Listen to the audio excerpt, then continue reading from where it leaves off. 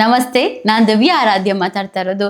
ಹಣ ಮತ್ತು ಸಮೃದ್ಧಿಗಾಗಿ ನಾನು ವಾಸ್ತು ಟಿಪ್ಸ್ನ ಕೊಡ್ಲಿಕ್ಕೆ ಹೋಗ್ತಾ ಇದ್ದೀನಿ. ಲಾಕರ್ ಅಥವಾ ಸೇಫ್ ಇಡುವ ಸರಿಯಾದ ದಿಕ್ಕು ಮನೆಯಲ್ಲಿ ದಕ್ಷಿಣ ಮತ್ತು ಪಶ್ಚಿಮದ ಭಾಗದಲ್ಲಿ ಇಟ್ಟಾಗ ಉತ್ತರದ ಕಡೆ ತೆರೆಯುವಂತೆ, ಅಂದರೆ ಬಾಗಿಲು ಉತ್ತರದ ಕಡೆ ತೆರೆಯುವಂತೆ ಉತ್ತಮ ಅಂತ ಹೇಳ್ತೀವಿ.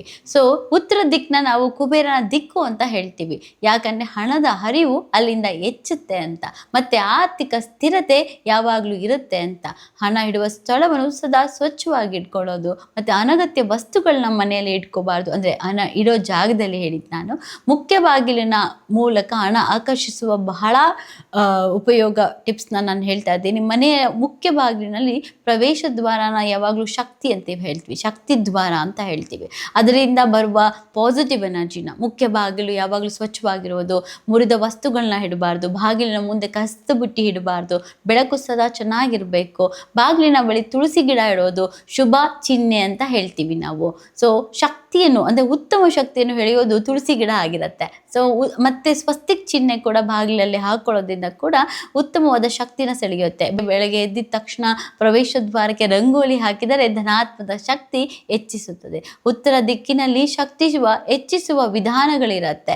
ಉತ್ತರ ಭಾಗವನ್ನು ಸದಾ ಹಗುರವಾಗಿ ಮತ್ತು ಖಾಲಿಯಾಗಿ ಇಡುವುದು ತುಂಬ ಉತ್ತಮ ಅಂತ ಹೇಳ್ತೀವಿ.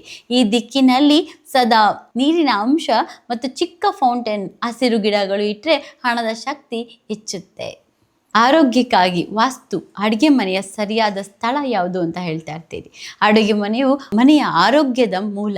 ವಾಸ್ತು ಪ್ರಕಾರ ಅಡುಗೆ ಮನೆಯು ದಕ್ಷಿಣ ಇಲ್ಲ ಅಂದರೆ ಪೂರ್ವ ದಿಕ್ಕಿನಲ್ಲಿ ಇರಬೇಕು ಅಂತ ಹೇಳ್ತೀವಿ. ಇದು ಅಗ್ನಿ ತತ್ವದ ದಿಕ್ಕು.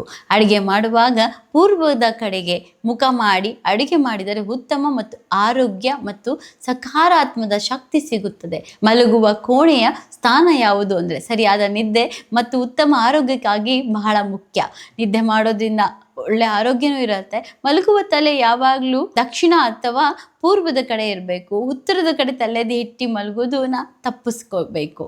ಬೆಡ್ರೂಮಿನಲ್ಲಿ ಹೆಚ್ಚು ಕನ್ನಡಿಗಳಿರ್ಬೋದು, ಎಲೆಕ್ಟ್ರಾನಿಕ್ ವಸ್ತುಗಳಿರ್ಬೋದು, ಸಾಧನೆಗಳು ಅಂದರೆ ಎಲೆಕ್ಟ್ರಿಕ್ ವಸ್ತುಗಳಿರ್ಬೋದು. ಈ ಗೊಂದಲಗಳು ಜಾಸ್ತಿ, ಅಂದರೆ ಈ ನೆಗೆಟಿವ್ ಥಾಟ್ಸ್ನ ಜಾಸ್ತಿ ಬೆಡ್ರೂಮಲ್ಲಿ ಮಾತಾಡೋದ್ರಿಂದ ಕೂಡ ನೆಗೆಟಿವ್ ಎನರ್ಜೀಸ್ ಜಾಸ್ತಿ ಕಾಣಿಸ್ತಿರುತ್ತೆ. ಇವು ನಮ್ಮ ಮನಃಶಾಂತಿನ ಹಾಳು ಮಾಡ್ತಾ ಇರುತ್ತೆ. ಸೊ ನಕಾರಾತ್ಮಕ ಶಕ್ತಿಯಿಂದ ರಕ್ಷಣೆ ಆಗಬೇಕು ಅಂದರೆ ನಾವು ಮನೆಯಲ್ಲಿ ನಕಾರಾತ್ಮಕ ಶಕ್ತಿ ಹೆಚ್ಚಾದರೆ ಮನಸ್ಸು ಭಾರವಾಗುತ್ತೆ ಯಾವಾಗಲೂ ಕೂಡ. ಇದನ್ನು ದೂರ ಮಾಡಲು ನಾವು ಪ್ರತಿದಿನ ದೀಪ ಹಚ್ಚಿ, ಕರ್ಪೂರ ಹಚ್ಚಿ, ಉಪ್ಪಿನಿಂದ ನೀರೇ ಒರೆಸಿ, ಮಂತ್ರ ಅಥವಾ ಶಾಂತ ಸಂಗೀತ ಕೇಳಿಸ್ಕೊಳ್ಳೋದು ಇವು ಮನೆಯಲ್ಲಿ ಶಕ್ತಿಯನ್ನು ಹೆಚ್ಚಿಸುತ್ತೆ. ಯಶಸ್ಸು ಮತ್ತು ಉದ್ಯೋಗಕ್ಕಾಗಿ ವಾಸ್ತು ಓದು ಮತ್ತು ಕೆಲಸದ ಸ್ಥಳದ ದಿಕ್ಕು ಯಾವ ಕಡೆ ಇರಬೇಕು ಅಂತಂದರೆ ಉತ್ತರ ಅಥವಾ ಪೂರ್ವದ ಕಡೆ ಮುಖ ಮಾಡಿ ಕೆಲಸ ಮಾಡಿದ್ರೆ ಏಕಾಗ್ರತೆ ಹೆಚ್ಚಾಗುತ್ತೆ. ವಿದ್ಯಾರ್ಥಿಗಳು, ಅದರಲ್ಲೂ ಎಸ್ಪೆಷಲಿ ವಿದ್ಯಾರ್ಥಿಗಳಿಗೆ ಉತ್ತರ ಮತ್ತು ಪೂರ್ವದ ಕಡೆ ಇರೋದ್ರಿಂದ ತುಂಬ ಚೆನ್ನಾಗಿ ಜ್ಞಾನ ಏಕಾಗ್ರತೆ ಮೂಡುತ್ತೆ ಅಂತೇಳಿ. ಸ್ಟಡಿ ಟೇಬಲ್ನಿಂದ ಗೊಂದಲಗಳಿಂದ ತುಂಬಿರಬಾರ್ದು ಯಾವಾಗಲೂ ಕೂಡ. ಉತ್ತರ ಮತ್ತು ಪೂರ್ವ ಭಾಗದ ಮಹತ್ವ ಏನು ಅಂದರೆ ಉತ್ತರ ಮತ್ತು ಪೂರ್ವದ ದಿಕ್ಕು ಜ್ಞಾನ ಮತ್ತು ಆಧ್ಯಾತ್ಮಿಕದ ಶಕ್ತಿಯ ಕೇಂದ್ರ ಅಂತ ಹೇಳ್ತೀವಿ ನಾವು. ಈ ಭಾಗವನ್ನು ಸ್ವಚ್ಛವಾಗಿ ಇಟ್ಕೊಳ್ಳೋದು, ಹಗುರವಾಗಿಟ್ಟರೆ ಹೊಸ ಅವಕಾಶಗಳು ಮತ್ತು ಉತ್ತಮವಾದ ನಿರ್ಧಾರಗಳು ಮತ್ತು ಯಶಸ್ಸು ಇವು ಹೆಚ್ಚಾಗುತ್ತೆ. ಗುರಿ ಸಾಧನೆಗೆ ಒಬ್ಬ ಗುರು ಇರಬೇಕು. ಹಾಗೆ ಕೂಡ ಸರಳ ಪರಿಹಾರಗಳು, ಅಂದರೆ ಈಗ ಏನು ಹೇಳ್ತೀವಿ ನಾವು ಅಂದರೆ ಗುರಿ ಸಾಧನೆಗಳ ಸರಳ ಪರಿಹಾರಗಳು: ಬೆಳಗ್ಗೆ ಬೇಗ ಎದ್ದೋಳೋದು, ಸೂರ್ಯನ ಬೆಳಕು ತಗೊಳ್ಳೋದು, ಮನೆಗೆ ಬರಲಿಕ್ಕೆ ಬಿಡೋದು, ಅಂದರೆ ಸೂರ್ಯನ ಬೆಳಕು ಮನೆಯ ಬರಲು ಬಿಡೋದು, ಕೆಲಸದ ಸ್ಥಳಗಳಲ್ಲಿ ಪ್ರೇರಣಾದಾಯಕ ಚಿತ್ರಗಳನ್ನು ಇಟ್ಕೊಳ್ಳೋದ್ರಿಂದ ಕೂಡ ಒಳ್ಳೆಯದಾಗತ್ತೆ. ಮುರಿದ ಗಡಿಯಾರಗಳನ್ನ ಮತ್ತು ಹಳೆಯ ವಸ್ತುಗಳನ್ನ ಫಸ್ಟ್ ತೆಗೆದುಹಾಕೋದು ನಮ್ಮ ಯಶಸ್ಸಿನ ಶಕ್ತಿಯನ್ನು ಹೆಚ್ಚಿಸುತ್ತೆ. ಮನೆಯಲ್ಲಿ ಸಕಾರಾತ್ಮಕತೆ ಹೇಗೆ ಬರಬೇಕು? ಶಾಂತಿ ಮತ್ತು ಸ್ವಚ್ಛತೆ, ವ್ಯವಸ್ಥೆಯ ಮಹತ್ವನ ನಾನು ಹೇಳ್ತಾ ಇರ್ತೀನಿ. ಅವ್ಯವಸ್ಥೆ ಇರುವ ಕಡೆ ನಕಾರಾತ್ಮಕ ಶಕ್ತಿ ಬೇಗ ಸೇರುತ್ತೆ. ಅಂದರೆ ಮನೆಯಲ್ಲಿ ಸ್ವಚ್ಛವಾಗಿರಬೇಕು, ಅನಗತ್ಯ ವಸ್ತುಗಳನ್ನ ತೆಗೆದು ಹಾಕೋದು, ಮುರಿದ ವಸ್ತುಗಳನ್ನ ಉಳಿಸ್ಕೊಳ್ಳೋಕೆ ಹೋಗಬೇಡಿ. ಸ್ವಚ್ಛ ಮನೆ ಯಾವಾಗಲೂ ಕೂಡ ಮನಃಶಾಂತಿನ ಹೆಚ್ಚಿಸುತ್ತೆ. ಗಿಡಗಳು, ಚಿತ್ರಗಳು ಮತ್ತು ನೀರಿನ ಅಂಶಗಳು ಮತ್ತು ಹಸಿರು ಗಿಡಗಳು ಮನೆಯಲ್ಲಿ ಜೀವಂತ ಶಕ್ತಿನ ತರ್ತಾ ಇರುತ್ತೆ.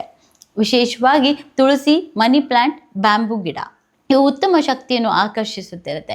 ಮನೆಯಲ್ಲಿ ಪ್ರಕೃತಿ ಚಿತ್ರಗಳು ಅಥವಾ ಹರಿಯುವ ನೀರಿನ ಚಿತ್ರಗಳು ಮತ್ತು ಮನಸ್ಸಿಗೆ ಶಾಂತಿನ ಕೊಡೋದು ಪಾಸಿಟಿವ್ ವೈಬ್ಸ್. ಈಗ ನಾವು ಹೇಳ್ತಾ ಇರ್ತೀವಿ ಗೋಲ್ಡನ್ ಕಾಯಿನ್ಸ್ ಇರೋವಂಥದ್ದು, ಮತ್ತು ಪಾಸಿಟಿವ್ ಸಕ್ಸಸ್ಸು, ಅಬಂಡೆನ್ಸು, ವಾಟರ್ ಫಾಲ್ ಥರ ಗ್ರೀನ್ ಕಲರ್ ಪ್ಲ್ಯಾಂಟ್ಸ್ ಇರೋದು, ಈ ಥರ ಮನೆಯಲ್ಲಿ ಪಿಕ್ನ ಇಡುವಾಗ ಅದು ನಮ್ಮನ್ನು ಯಾವಾಗಲೂ ಪಾಸಿಟಿವ್ ಥಿಂಗ್ಸ್ನ ಜಾಸ್ತಿ ಮಾಡ್ತಾ ಇರುತ್ತೆ.